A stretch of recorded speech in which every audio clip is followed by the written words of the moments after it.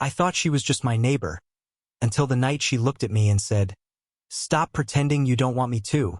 I'd lived next to her for 8 months without anything unusual happening. We were good neighbors, the kind who exchanged polite smiles in the hallway and held the elevator door for each other. Nothing ever lingered between us long enough to mean anything.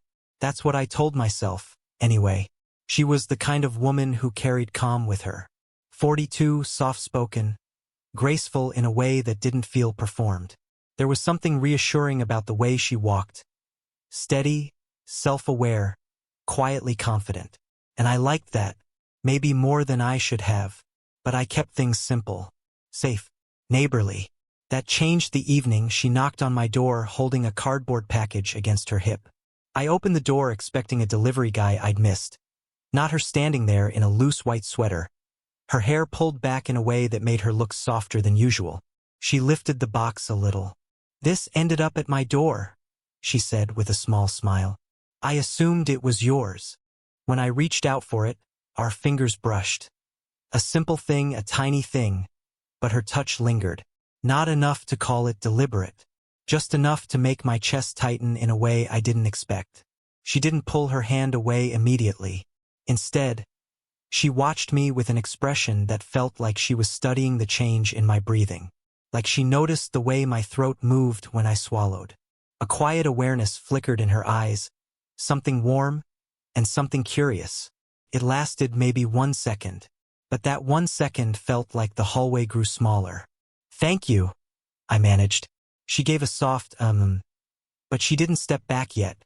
She looked past me into my apartment. Not nosy, just noticing. Then her gaze returned to me, a tiny smile forming like she was trying not to laugh at a private thought. "You're welcome," she said finally, voice low and steady. Her perfume reached me only as she turned to leave, warm, faintly sweet, a little earthy, like amber or sandalwood. I didn't usually notice scents like that, but for some reason, hers stayed with me long after she walked down the hall. When the door closed, I stood there with the package against my chest, feeling my heartbeat pick up. I replayed the way her fingers felt, the way she looked at me, the way her smile lingered just long enough to feel intentional. It was nothing, and yet, it wasn't. For the rest of the night, I kept catching myself glancing at the door, wondering if she felt something too, or if I was just imagining it because I was young, inexperienced, or reading too much into a simple gesture. But when I passed her in the hallway the next morning, she gave me a warm, knowing look. The kind that said she remembered everything just as clearly as I did. That was when I realized something subtle had shifted, and we both knew it. After that night with the package, I told myself I was overthinking. It was just a touch, just a look, just nothing.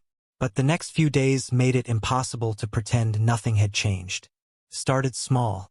I'd step out to check the mail, and she'd appear a few seconds later, slipping her key into her mailbox with a soft clink and a casual morning.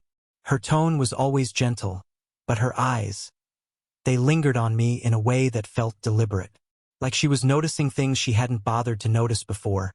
The way I ran a hand through my hair, the tiredness in my voice, the slight awkwardness when she stood too close. Then came the elevator moment.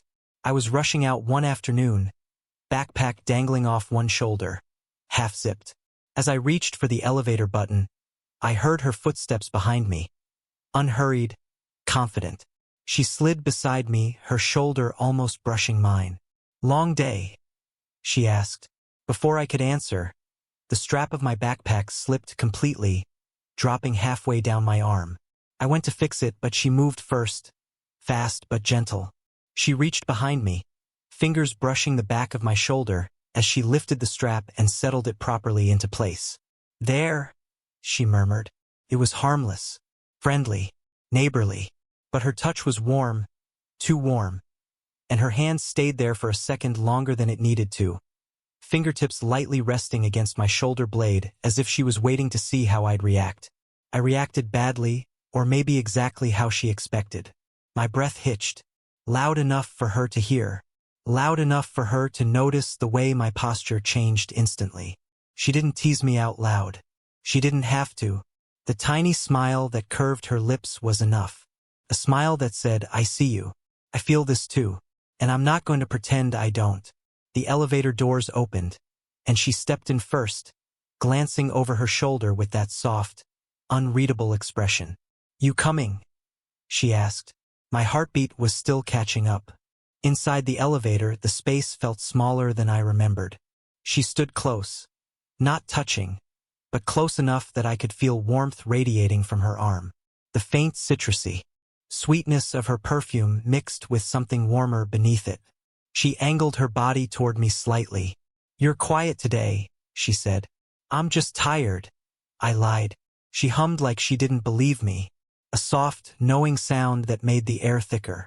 When we reached the lobby and stepped out, she didn't walk away immediately like she usually did. Instead, she paused with me at the exit door, her fingers lightly brushing my elbow as she said, Try not to carry the whole world on your shoulders. Her touch was gentle, encouraging, too intimate for neighbors who barely talked a week ago. Then she walked off, calm and unbothered, as if she hadn't just left my thoughts spinning all over again. That day, I realized something important. She wasn't just appearing more often. She was closing the distance, one quiet, intentional moment at a time. The building's power outage was sudden, the kind that plunges hallways into near darkness and makes every familiar shadow feel strange. I had grabbed a flashlight from my apartment, muttering to myself, and stepped into the corridor.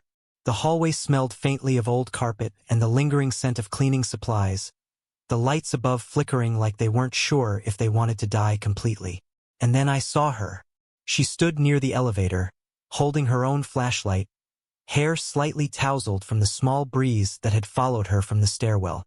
Her sweater was loose around her shoulders, warm-colored in the dim light, giving her an air of effortless elegance. She looked calm, like nothing about a blackout could bother her. But there was a spark of amusement in her eyes as she noticed me approaching. You made it, she said softly, and her voice carried easily in the silence. I wasn't sure anyone else had noticed, I admitted. She laughed quietly, a sound that seemed to warm the hallway more than the flashlight ever could. Of course I noticed. Who else would I sit in the dark and wait for? Her invitation was unspoken but clear.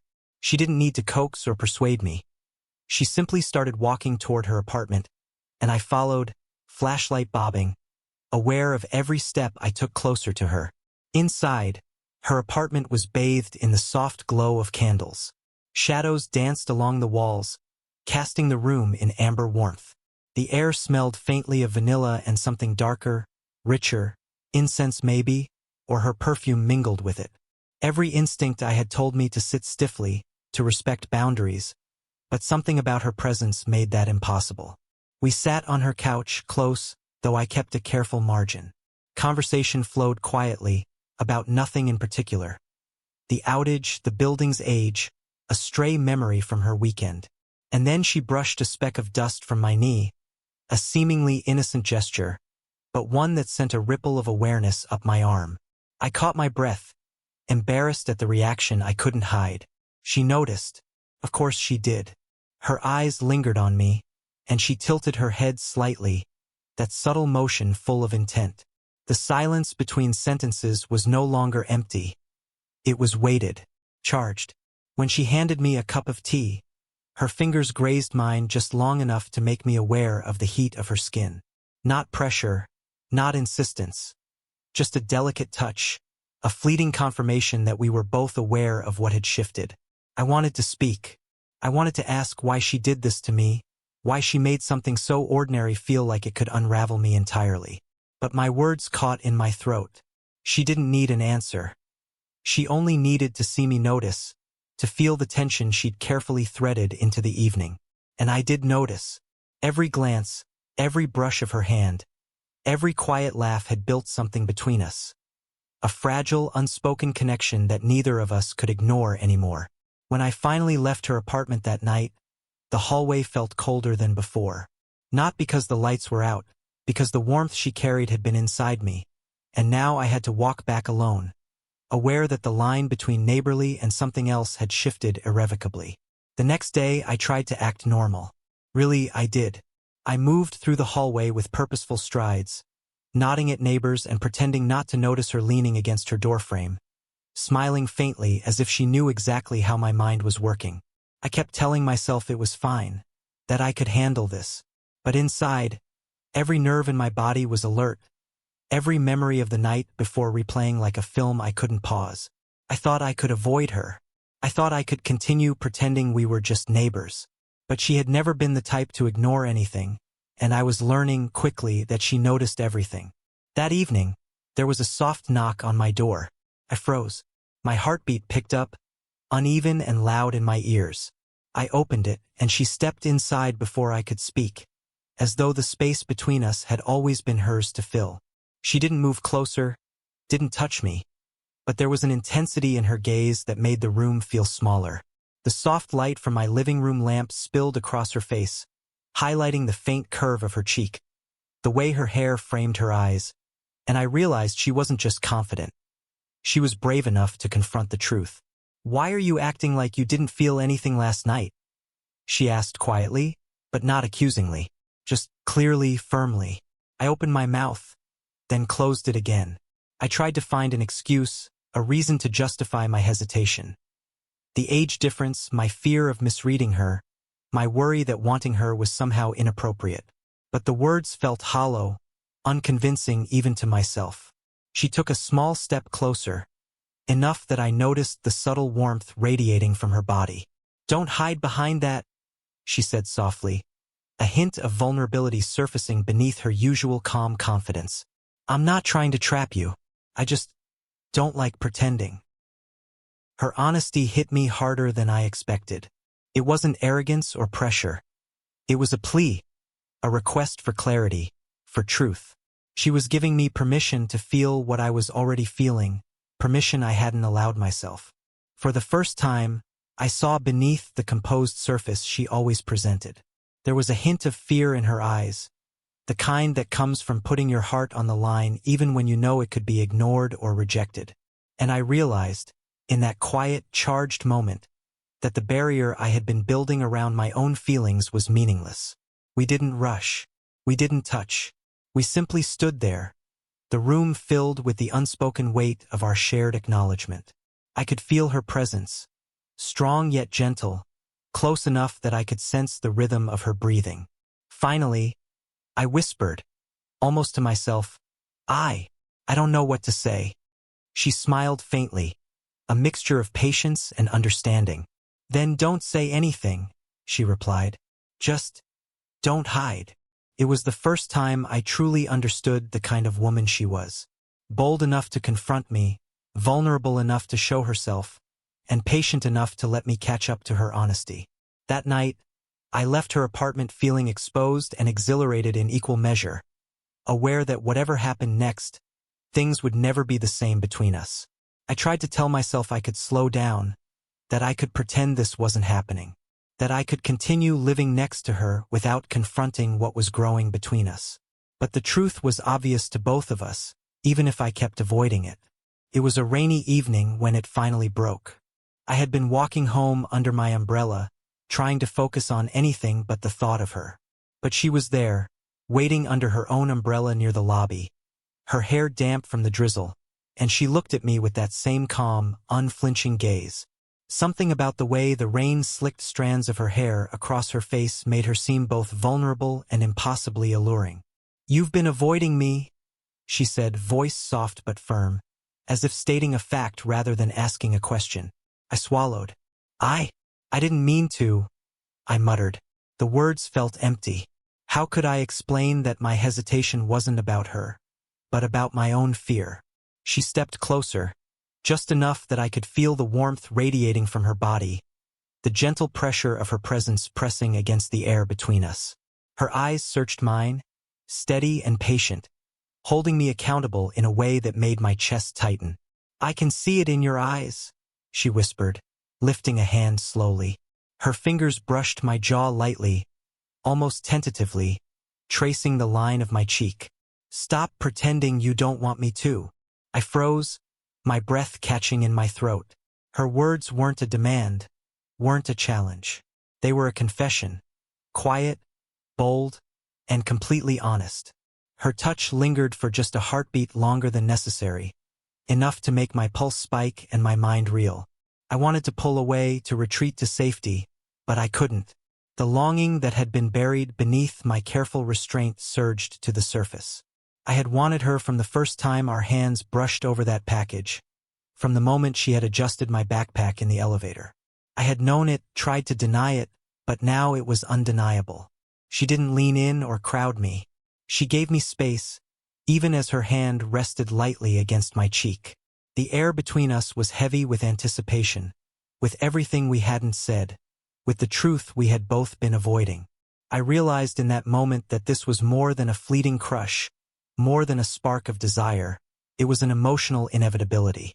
I do, I finally whispered, my voice barely audible over the rain tapping on the windows behind her. I've wanted this, wanted you. Her lips curved into a small, knowing smile. She withdrew her hand slowly, letting me process the confession I had just made to myself. No teasing, no pressure, only honesty, only acknowledgement of the truth that had been simmering between us. For the first time, I felt like we were on the same page. Not as neighbors, not as acquaintances, but as two people who had been quietly circling each other, holding back, and now, finally, letting themselves feel it. The rain continued outside, steady and soft, and for the first time in months, I felt unburdened. Our connection had shifted, solidified, and while nothing had changed in the outside world, inside, everything had changed. In that small, rain-soaked hallway, under her quiet gaze, I realized the slow burn had reached its flame, and it was only just the beginning. After that night in the rain-soaked hallway, something between us had shifted irreversibly. The barrier I had been carefully maintaining, the one built from hesitation, fear, and the constant replay of social rules, had finally crumbled.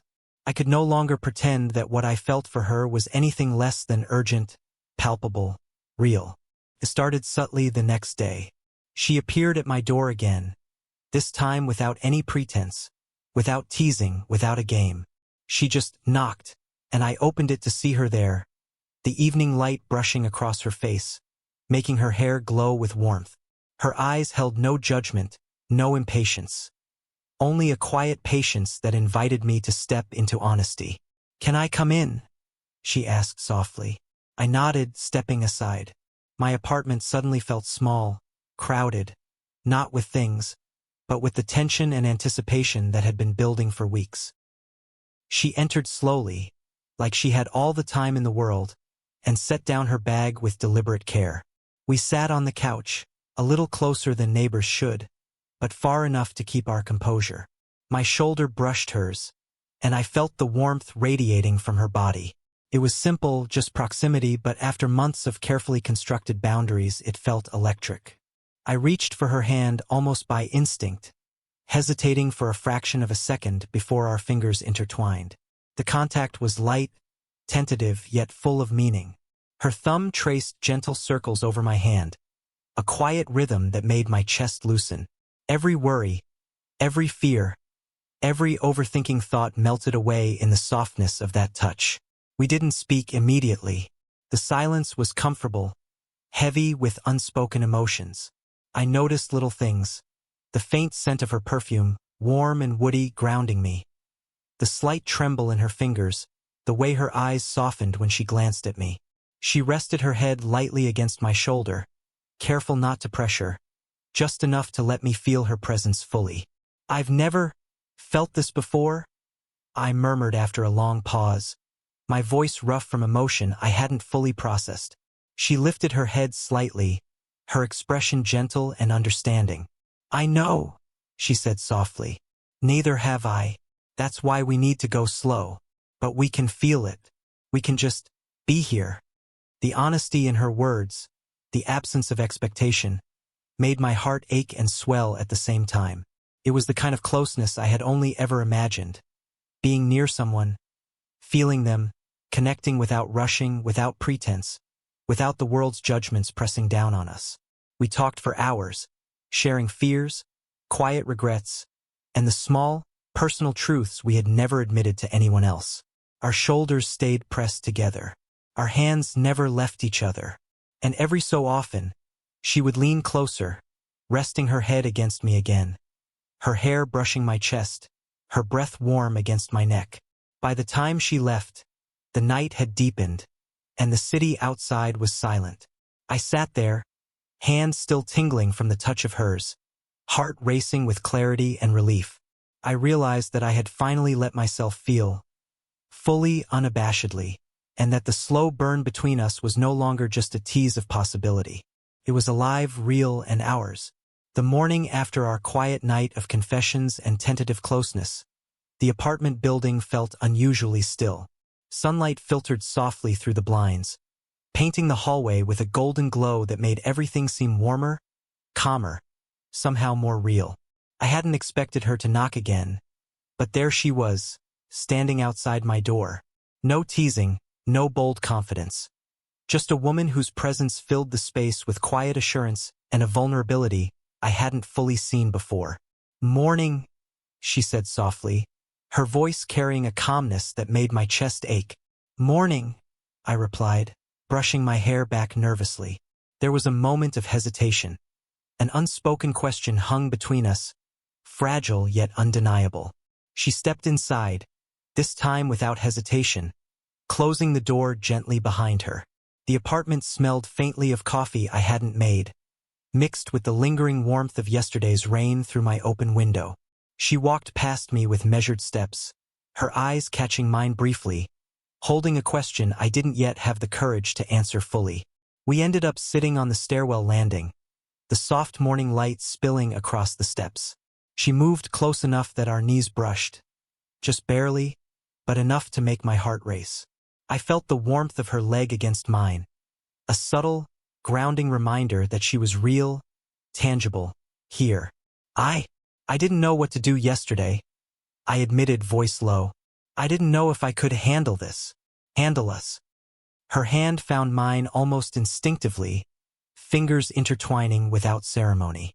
"You don't have to handle it," she said. "You just have to be honest about how you feel, about what you want." I looked at her, really looked, and saw the gentle expectation in her gaze. No pressure, no games, only patience and hope. My heart thumped in my chest, a mix of relief and nervousness. I reached up, brushing a stray lock of hair from her face, letting my fingertips linger on her cheek.